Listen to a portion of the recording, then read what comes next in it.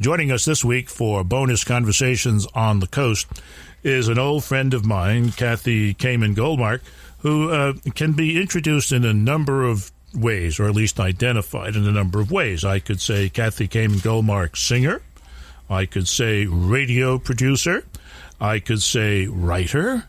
And I could say photogenic person. Because today, we are not only talking, we are being photographed. So if you hear click, click, click out there, that's why. It's so glamorous. Tell me about Kathi Kamen Goldmark, radio producer. Oh, Kathi Kamen Goldmark, radio producer, is working very early and very hard on Saturday mornings on West Coast Live. West Coast Live. Not on this station. Not on this station. On another station. We are more of a public radio kind of a show. Oh, I see. And we believe in our own brand of free FM, which is... very good, very good. Relies heavily on underwriting, actually. Now, you are also a singer of note. Or notes. One or two notes, not that many, actually. And then the bio connected with the book, which we should name, And My Shoes Keep Walking Back to You. You are described as a singer in a number of different incredibly important rock or groups.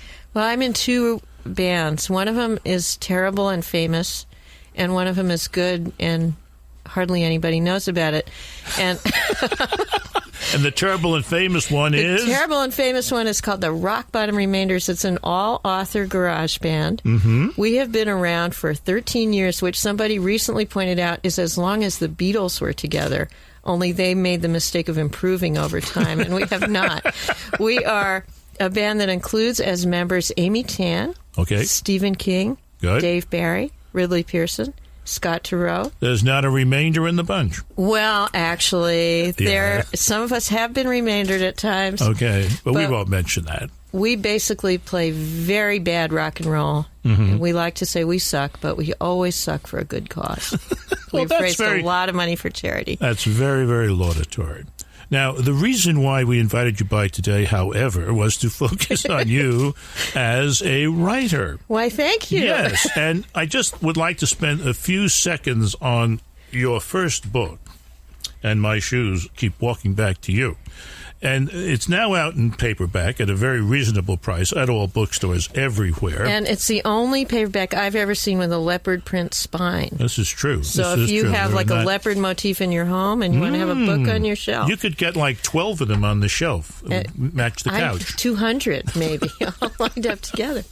Now, it's been praised by many, many different people, but my favorite praiser is P.J. O'Rourke, who says, Kathi Goldmark has done for country music what Tolstoy did for the Napoleonic Wars, what Melville did for Big White Whales, what Dave Barry did for boogers.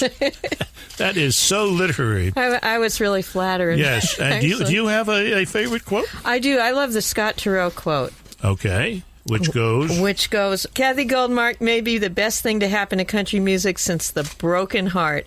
This novel is touching, funny, honest, a pleasure to read on every page, while offering the bonus of lyrics clever enough to make you wonder if Tom Lehrer has moved to Nashville. Oh, my God. Scott Turow. Now, Tom Lehrer, I have to say, is one of my very favorite parody humor songwriters, and that, to me, is high praise. That is. Well, enough about your first book. And like every author who's written the first book, you're trying, I think, to write a second book. I'm almost finished. Ooh, I'm curious how it's going, how hard it's been. Has it, for example, been easier than the first?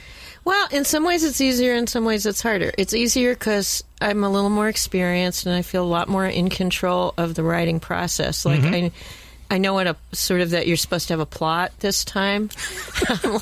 Last time I had to really work on that plot thing. That's very beneficial. It was a surprise to me that you need a plot. This time I knew ahead of time that I was going to need a plot, and I have one in mind, and I'm working on making it apparent to others who read the book. The harder thing, though, of course, is that people expect a second book once you've written a first one. You write that first novel, it can take you 11 years. You can go off by yourself. You can do it. Nobody knows you're writing it. So and nobody cares when you get it done. And nobody cares when you get it done. In fact, you might venture to say that some people might prefer that you didn't ever finish. But the second book, people want it, especially if the first one has gotten a little bit of attention and like nice endorsements. And, yes. And a beautiful cover with a leopard skin spine, yeah. People want another one. People like the first one, they want another one. So there's more pressure. And I feel like I'm a slow writer, and I do other things, and it always takes me a while. But I'm enjoying this one a lot. I'm having fun with it. One of the problems inherent because of who you are is a problem that I think many writers face, and that is that they're not in a position to do just writing. And how do you fit it in? That is really true. I mean, most writers do not make a lot of money from their books and need to make a living.